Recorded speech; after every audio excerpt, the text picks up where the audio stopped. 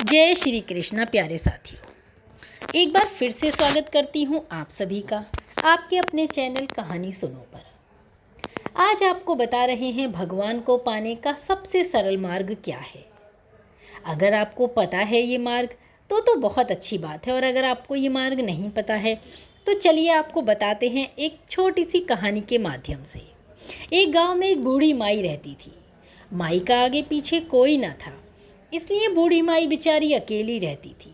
दिन भर बोर हो जाती, न करने को कोई काम, न कोई साथ में बातचीत करने वाला। बूढ़ी माई इन दिनों तंग आ गई थी। वह अपना अकेलापन दूर करना चाहती थी। तभी वहाँ गांव में एक साधु आए। बूढ़ी माई ने साधु का बहुत ही प्रेम पूर्वक आदर सत्कार किया। जब साधु जाने लगे तो बूढ़ी माई ने कहा, महात्मा जी, आप तो ईश्वर के परम भक्त हैं, कृपया करके मुझे ऐसा आशीर्वाद दीजिए जिससे मेरा अकेलापन दूर हो जाए। अकेले रह रह कर मैं बहुत ही ऊब चुकी हूँ। साधु ने मुस्कुराते हुए अपनी झोली में से बाल गोपाल की एक मूर्ति निकाली और बुढ़िया को देते हुए कहा, माई, ये लो आपका बालक है, इसका अपने बच्चे की तरह प्रेम पूर्वक लालन पालन करती रहना। बुढ़िया माई बड़े लाड़ प्यार से ठाकुर जी का लालन पालन करने लगी। एक दिन गांव में कुछ शरारती बच्चों ने देखा कि माई मूर्ति को ही अपने बच्चे की तरह लाड़ लड़ाती है। नटखट बच्चों को माई से हंसी मजाक करने की सूझी। उन्होंने माई से कहा, अरे मैया सुन, आज हम तुझे एक बात बता रहे हैं। आज गांव के जंगल में एक भेड़िया घुस आया है जो छोटे बच्चों को उठाकर ले जाता है और मार कर खा जाता है। तू अपने लाल का ख्याल रखना, कहीं भेड़िया इसे न ले जाए उठाकर।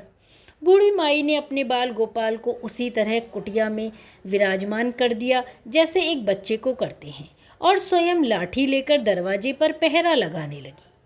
अपने लाल को भेड़िए से बचाने के लिए बूढ़ी माई प्यासी दरवाजे पर पहरा देती रही।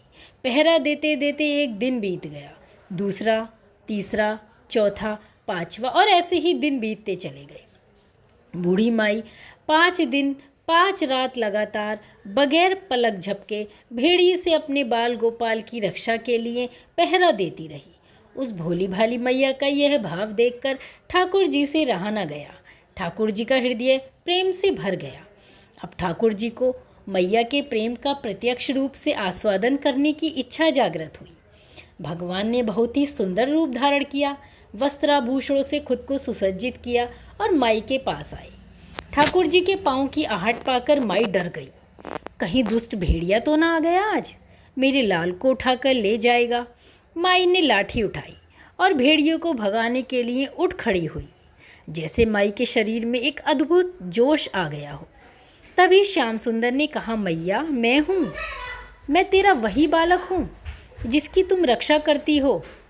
माई ने कहा, क्या? चल हट, तेरे जैसे बहुत देखे हैं, तेरे जैसे सैकड़ों अपने लाल पर नौछावर कर दूंगी। अब ऐसे ना कहियो तू, चल भाग यहाँ से।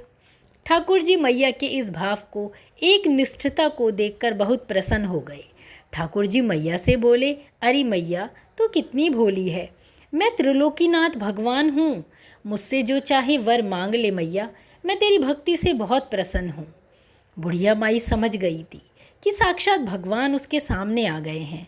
बूढ़ी माई ने कहा, अच्छा आप भगवान हो, मैं आपको 100 प्रणाम करती हूँ। कृपया कर मुझे बस यह वरदान दीजिए कि मेरे प्राण प्यारे लाल को भेड़िया ना ले जाए। अब ठाकुर जी और ज़्यादा प्रसन्न हो गए और बोले, तो चल मैया, मैं तेरे लाल को और तुझे अपने निज धाम ले चलता हूँ, वहाँ भेड़िए का भी कोई भय न होगा। इस तरह प्रभु बुढ़िया माई को अपने निज धाम ले गए। इस कहानी से क्या शिक्षा मिली साथियों? इस कहानी से शिक्षा मिलती है हमें अपने अंदर बैठे ईश्वरीय अंश की काम, क्रोध, लोभ, मोह और अहंकार रूपी भेड़िए से रक्षा करनी चाहिए। जब तक हम पूरी तरह तन्मय होकर अपनी पवित्रता और शांति की रक्षा करते हैं तो एक न एक दिन ईश्वर हमें दर्शन जरूर देते हैं। भगवान को पाने का सबसे सरल मार्ग है भगवान से प्रेम करो, निष्काम प्रेम, जैसे बुढ़िया माई ने किया और अंततः पहुंच गई भगवान के धाम।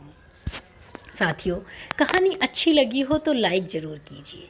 और ऐसे ही नई नई कहानियों से जुड़ने के लिए सबसे पहले आप हमारे साथ जुड़े रहिए, तभी आप पढ़ पाएंगे सुंदर, रोचक और भक्ति भाव से ओतप्रोत कहानियाँ। इसी के साथ धन्यवाद। श्री बाल गोपाल जी का आशीर्वाद आप लोगों पर हमेशा बना रहे।